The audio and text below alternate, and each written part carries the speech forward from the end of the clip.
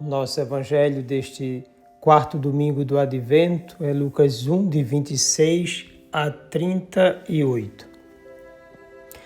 Naquele tempo, o anjo Gabriel foi enviado por Deus a uma cidade da Galileia chamada Nazaré, a uma virgem prometida em casamento a um homem chamado José. Ele era descendente de Davi e o nome da virgem era Maria. O anjo entrou onde ela estava e disse: Alegra-te, cheia de graça, o Senhor está contigo. Maria ficou perturbada com essas palavras e começou a pensar qual seria o significado da saudação. O anjo então disse-lhe: Não tenhas medo, Maria, porque encontraste graça diante de Deus. Eis que conceberás e darás à luz um filho, a quem porás o nome de Jesus. Ele será grande, será chamado Filho do Altíssimo, e o Senhor Deus lhe dará o trono de seu pai Davi. Ele reinará para sempre sobre os descendentes de Jacó, e o seu reino não terá fim. Maria perguntou ao anjo: Como acontecerá isso se eu não conheço homem algum? O anjo respondeu: O Espírito virá sobre ti, e o poder do Altíssimo te cobrirá com sua sombra. Por isso o menino que vai nascer será chamado Santo, Filho de Deus. Também Isabel, tua parenta, concebeu um filho na velhice. Este já é o 6º mês daquela que era considerada estéril, porque para Deus nada é impossível. Maria então disse: Eis aqui a serva do Senhor, faça-se em mim segundo a tua palavra. E o anjo retirou-se. Palavra da salvação. A liturgia de hoje nos faz perceber a ligação estabelecida entre Jesus e a promessa feita a Davi.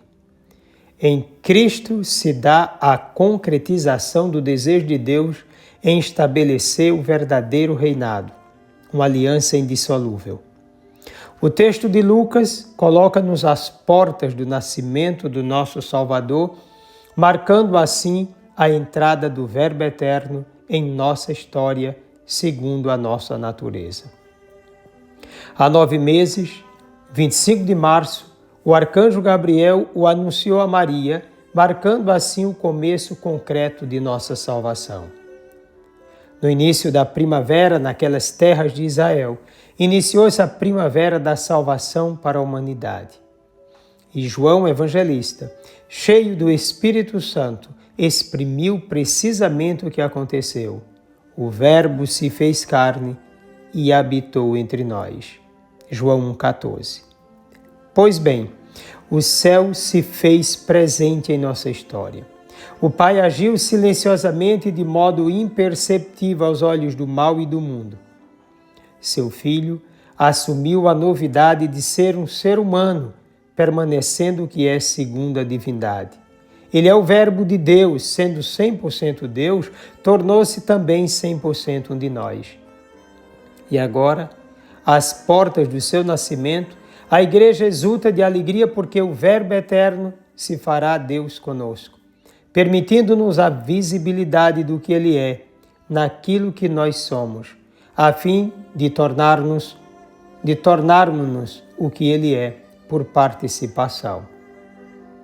Para que tudo isso aconteça, Deus diviniza Maria, isto é, santifica, ligando-a estreitamente ao Filho. Historicamente, tal ligação trouxe riscos. Maria poderia ter sido apedrejada e com ela também o Salvador do mundo. A grande verdade é que Jesus e Maria estão ligados um ao outro desde quando o Pai pensou em enviar o seu Filho. Estão unidos na promessa, na maternidade, na vida pública e também aos pés da cruz.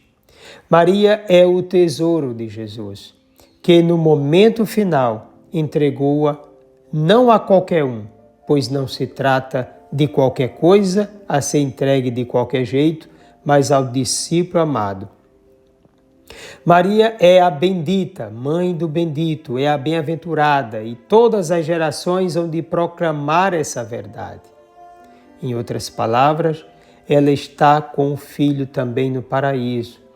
A morte não tem o poder de conservar em suas garras aquela que foi absolutamente santificada para ser a mãe, o templo, o sacrário do Altíssimo. Lucas não tem dúvida da realização do projeto de Deus por meio de Jesus Cristo.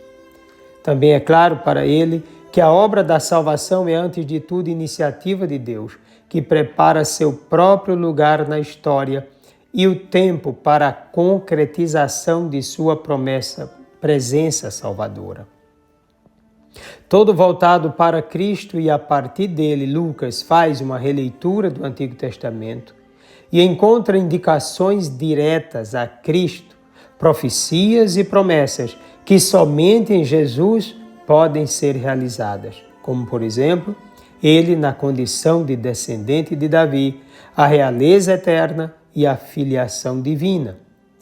Quando chegar o fim dos teus dias e repousares com teus pais, então suscitarei depois de ti um filho teu e confirmarei a sua realeza.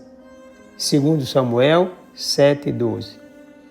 Literalmente, o autor sagrado se referia a um filho biológico de Davi, mas espiritualmente a profecia não era para Salomão, mas para o Filho de Deus.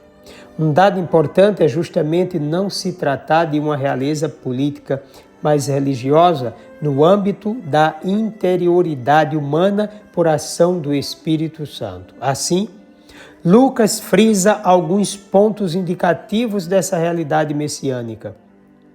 Prometido em casamento a um homem chamado José. Primeiro dado, José descendente de Davi. Segundo, alegra-te cheia de graça. O alegra-te diz respeito especialmente à alegria messiânica. Terceiro, será chamado Filho do Altíssimo. E o Senhor, quarto, o Senhor Deus, lhe dará o trono de seu pai Davi. Ele reinará para sempre sobre os descendentes de Jacó e o seu reino não terá fim, que é uma referência clara à profecia de Natã. E o salmista confirma: eu firmarei uma aliança com meu servo, meu eleito, e eu fiz um juramento a Davi, meu servidor, para sempre no teu trono firmarei tua linhagem, de geração em geração garantirei o teu reinado. Ele então me invocará: ó Senhor, vós sois meu Pai, sois meu Deus, sois meu rochedo onde encontro a salvação. Guardarei eternamente para ele a minha graça, e com ele firmarei minha aliança indissolúvel. Salmo 88, versículos de 4 a 5, 27 e 29. Como se fará isso? Pergunta Nossa Senhora. Lucas responde que tudo acontecerá por ação do Espírito Santo. Somente no Espírito o Verbo do Pai se fará filho de Davi. Terá seu próprio templo, a partir do qual criará novos céus e nova terra. Deus escolheu a pequenina entre os homens, afirmando não querer templo de mãos humanas, mas um ser humano edificado segundo sua vontade e sua graça para ser sinal do reino querido por ele na história. A pequenina de Deus, toda dele, traz em si, por graça divina, o sinal da vida abraçada por Jesus, que quis viver como servo. Ela, a serva do servo, para a vida do mundo pensado por Deus.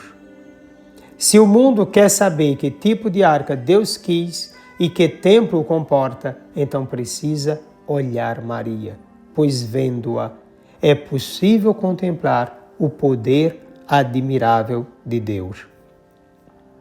A Galileia, um lugar sem expressão, não ortodoxo, precisamente, região não valorizada, cenário da desconhecida Nazaré. Não existia nem no mapa naquela época. É uma região dos pobres, dos marginalizados, daqueles sem crédito e sem voz. Nesse ambiente encontra-se Maria, pobre, mas aberta à iniciativa de Deus, ao seu chamado. Ela inaugura o novo tempo dos pobres como amados de Deus. O tempo daqueles que gritam por salvação e libertação. Sendo ela dessa região, foi conhecida, preparada, predestinada e escolhida para ser a mãe do Senhor, um sinal inclusive da condição de vida como servo. Deus escolheu o que o mundo continua rejeitando para transformar num tesouro para si, porque o poder é dele. Por meio dessa pequenina, a menina de Nazaré, Deus entrou na história, participando dela como um igual, assumindo a nossa carne, a nossa realidade, certamente sem o pecado, mas assumindo os nossos para nos salvar, para nos tornar participantes dele. Maria se tornou a Kekaritomene, isto é, a agraciada em sentido pleno, a plena do amor benévolo de Deus. Em Maria não havia brecha para o pecado, ela é a inimiga da serpente, Gênesis 3,15. Ela não possui ligação nenhuma com o mal, todo o seu ser pertence exclusivamente a Deus, que a criou toda para si, para que ela pudesse ser toda para o bem da humanidade. Somente quem é todo pode se colocar de modo total para a salvação dos homens. Maria é um tesouro de Deus, amado por Ele, preparado para seu projeto salvífico e para ser sinal da ação libertadora e salvífica. Deus a quis como sua arca, como seu templo, não feito por mãos humanas, Isaías 66, de 1 a 2, Atos 7, 48. Deus a quis como a arca da nova aliança, da nova e eterna aliança, como a portadora de Cristo, portadora do Espírito, a Cristófora, a pneumatófora, a mãe do meu Senhor, Lucas 1, 43. Também na própria Virgem, a virgindade dela é importante ser frisada aqui. A virgindade de Maria, totalmente consagrada a Deus, tornou-se um sinal autêntico da divindade de Jesus. Sendo toda de Deus, seus interesses voltam-se exclusivamente para ele, de modo que Santo Agostinho vai afirmar que Maria era virgem tanto por não ter conhecido o homem, quanto por opção pessoal. Daí porque ela solicitou uma explicação sobre como conceber aquele filho. De fato, nela o Filho de Deus tornar-se-á carne, ou se tornou carne, tornou-se um de nós por ação do Espírito Santo. Justamente nesse tempo favorável, a Igreja celebra a entrada do Salvador na história, e aí nós vimos no dia 25 de março, há 9 meses, o dia em que a humanidade reencontra seu futuro e a condição de sua realização, e agora já prestes a nascer, estamos à porta, dia 25 de dezembro. Diante da opção de Maria, o anjo deixa claro que a obra de Deus nela não encontrará ou não contará com a participação de homem, que isso não é impossível para Deus, que permitiu a geração a Isabel, uma anciã estéril. Lucas esclarece que o menino Jesus, na sua condição humana, foi criado diretamente por Deus, como fez com Adão, mas não utilizando a terra, e sim um ser humano pleno de sua graça, uma mulher, aquela que não tem comunicação com a serpente, que não se ilude com o mal, a inimiga, portanto, da serpente. Lucas indica, portanto, a nova criação, o novo início, o novo Éden. E veja, quando fala, por exemplo, de Adão criado da terra, a partir da terra virgem, e o novo Adão, com a sua natureza humana, criada a partir de uma virgem totalmente agraciada por Deus. E se a gente for analisar isso, veja, Jesus Cristo nasce de uma virgem. Jesus Cristo tinha uma túnica que tinha apenas uma costura para indicar precisamente essa identidade total dele, precisa. É colocado num túmulo ainda virgem, toda uma realidade voltada para ele.